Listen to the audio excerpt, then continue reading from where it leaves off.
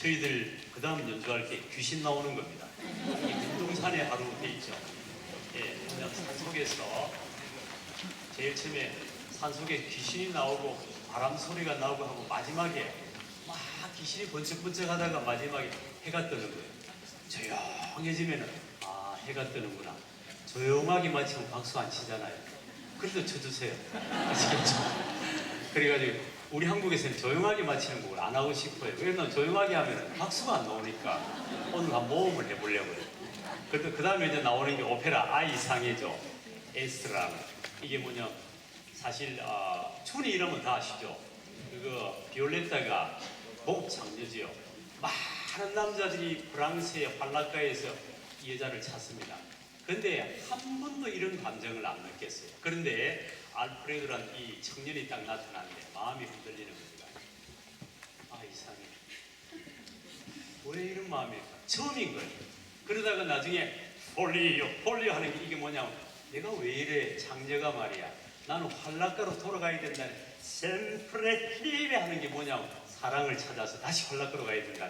여러 가지 나오는 그게 오페라리아인데 아까 제가 오페라는 한마디로 뭐라고 그랬습니까?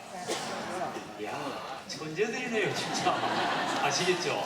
오페라는 한마디로 사랑 이야기입니다. 그래서 옛날 사람들이 어떻게 사랑을 표현했는지 아까 우리 카르멘 여자가 빨간 옷 입고 춤추는 거 봤죠? 카르멘은 비제는 그랬어요. 사랑은 야생의 새처럼 계속 움직이는 거라고. 상대가 나를 잡으려면 멀리 달아나고 내가 한 발짝 물러나면 가까이 다가오는 게 사랑이라고. 우리 젊은 학생들은 배워야 돼. 절대 서둘면 안 돼. 이거 중요한 말이에요, 그죠? 사랑은 항상 기다리면 오는데 그걸 못 기다리기 때문에 망하는 겁니다, 그죠?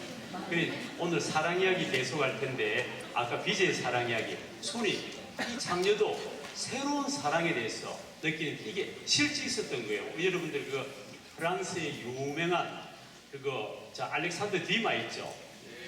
디마가 유명한 사람이 실제 사생아가 알렉산더 디마 피스입니다.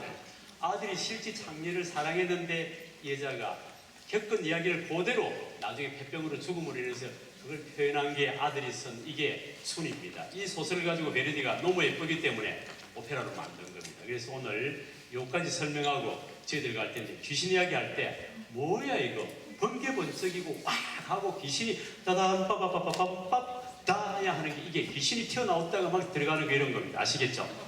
오늘 박수 많이 치지 마세요.